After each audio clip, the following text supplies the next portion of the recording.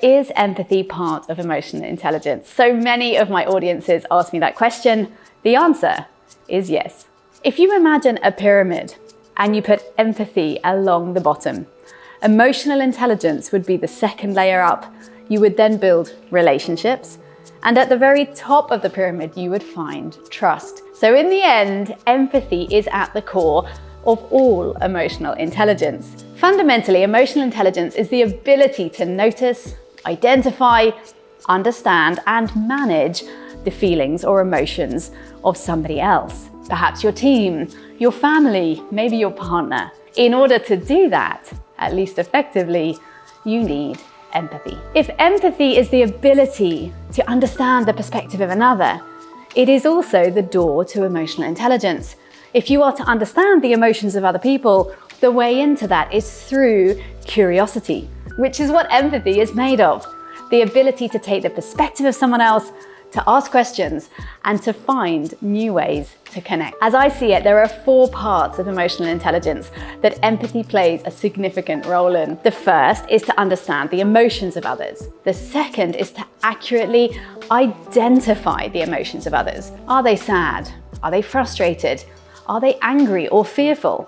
Very different things. Then to be able to effectively communicate within that emotional intelligence, to be able to know when to speak, when to listen, when to pause, when to lean in, or perhaps when to step away. And the 4th part is the ability to adapt your behavior, your language, or your response to that other person's reality.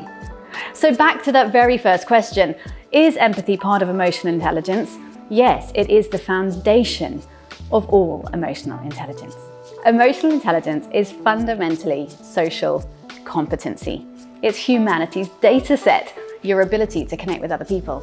So if we improve our levels of emotional intelligence collectively, we are going to reconnect our societies. We are all going to be able to get along better and create more cohesion if we understand each other, if we're able to respond to each other, if we're able to control our emotions, perhaps not automatically respond to something that makes you angry, but be able to take a moment of perspective, to pause, because you understand the reality of the other person.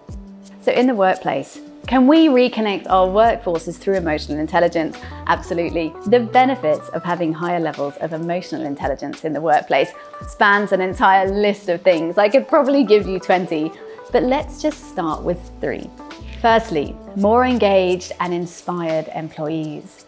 When people feel that you understand them, that you're able to respond to their reality, their engagement goes up. Secondarily, improved business outcomes.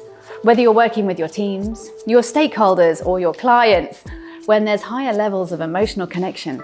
After all, we're all humans, all kinds of metrics go up, from longevity to loyalty to spend. The last benefit is higher levels of innovation, creativity, and strategy. When people feel that they're acknowledged and valued, and that you accept them in the team, that they have high levels of belonging, that they are emotionally regulated in their team, they are able to think more strategically and creatively. Innovation relies on confident risk-taking. You have to be able to overcome a fear of failure to improve psychological safety. All of these metrics go up when there's emotional intelligence in the workplace. Because after all, how are you ever going to create more levels of psychological safety, more inclusive, connected communities, if you don't first understand people? So is emotional intelligence today's #1 currency? I believe so. And as I said at the beginning of this video, all emotional intelligence begins with empathy.